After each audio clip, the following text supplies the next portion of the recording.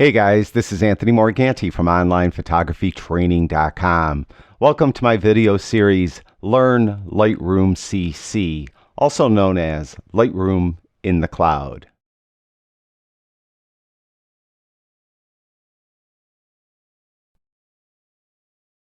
In this episode, we're going to continue our discussion of using Lightroom CC on a tablet computer by processing an image from beginning to end.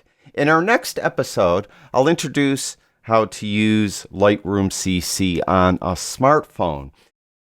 After that, I need your help. In the comments below this video, mention something you'd like me to cover, something I failed to talk about in one of the previous episodes, and I'll make sure that I cover it in maybe that last video, which I think will be in 2 more videos that will be wrapping up this series. So let me know what I didn't cover, what you'd like to see me cover, and I'll see if I could do it in that last episode.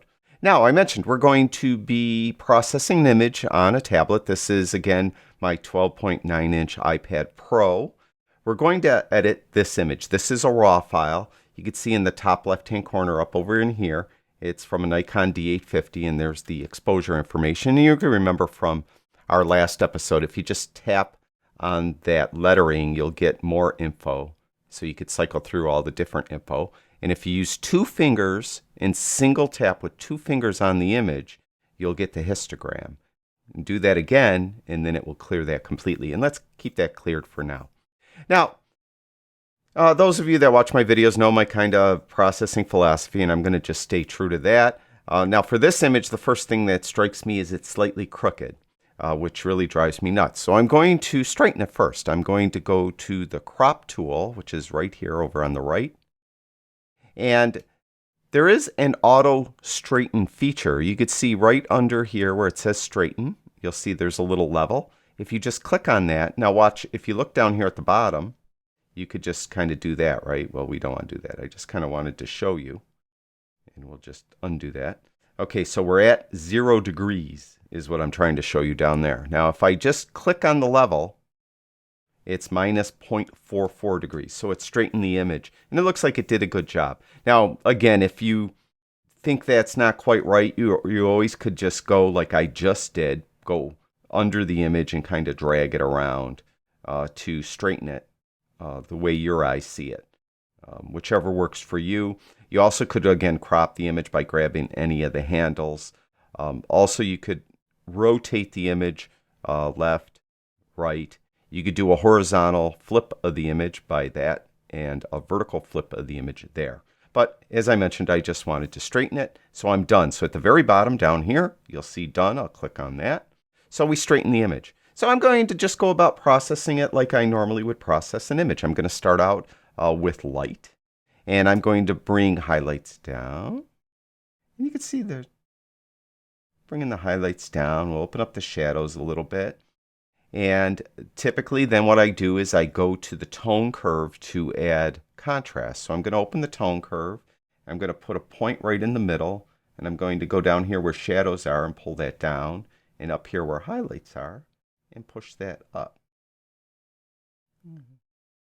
That looks pretty good right there. I may come back and readjust that. I often do. So that's that. Now I'm going to get a white and black point.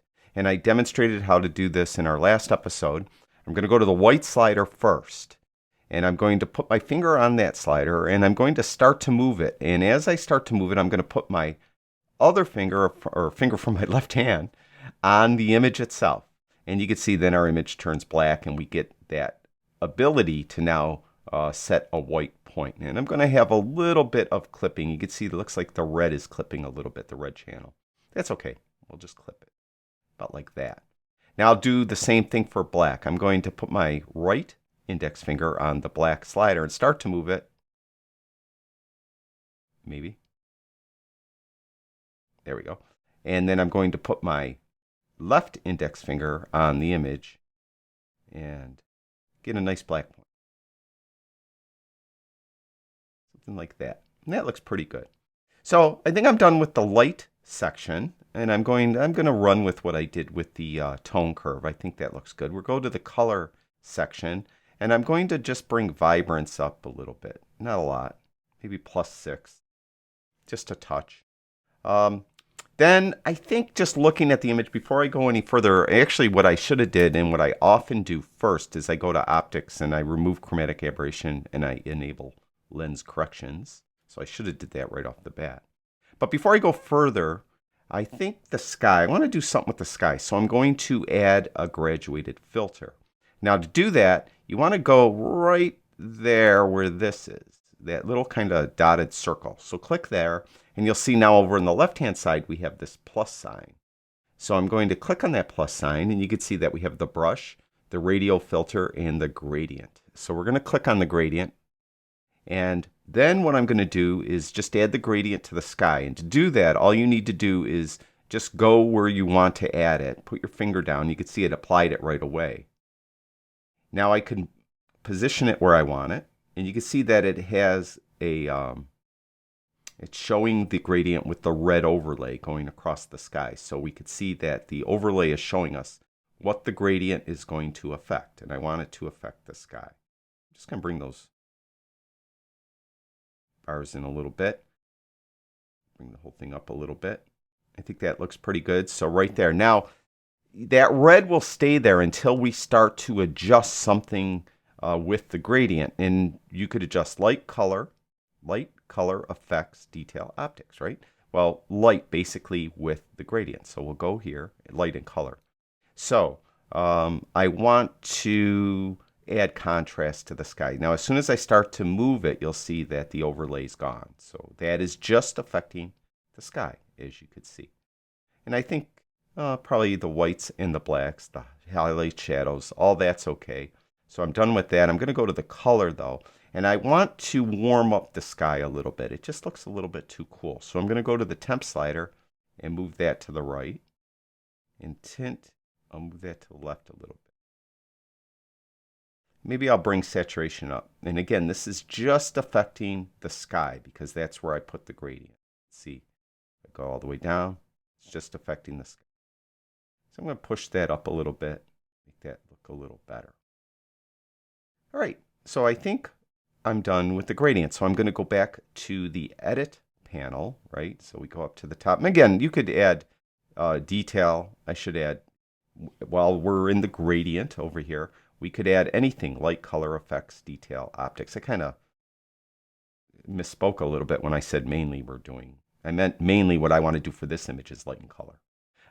So you could do anything here with any of these headings right here. So that's enough, though. That's what I want to do for this image. Now we're going to go back to our edit panels, the very top right here. Oh, I'm sorry. At the very bottom, I always do this too. You think I'd learn by now. At the very bottom, it says done. We have to click on done. Okay, now it by default goes back to the edit panel, and we're good.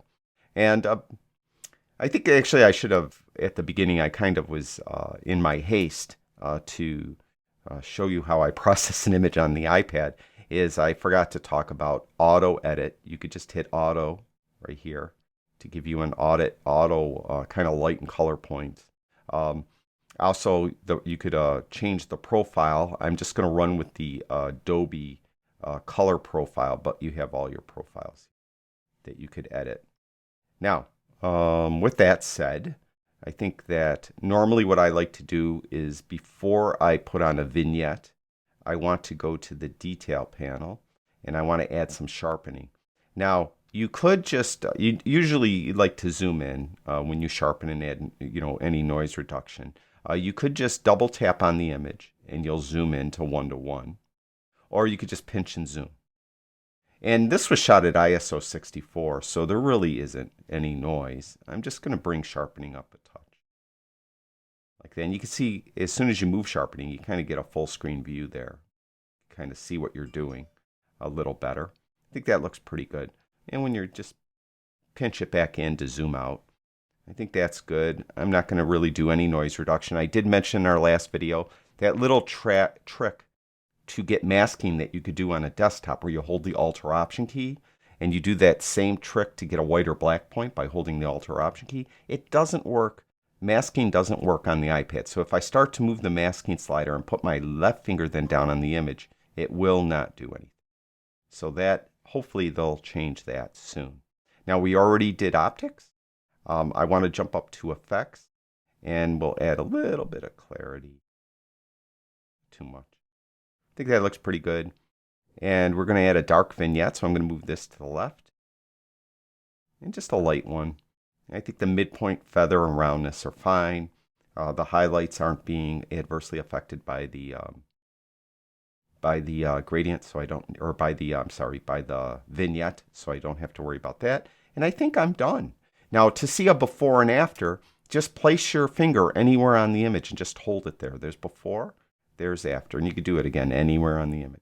Before, after, before, after.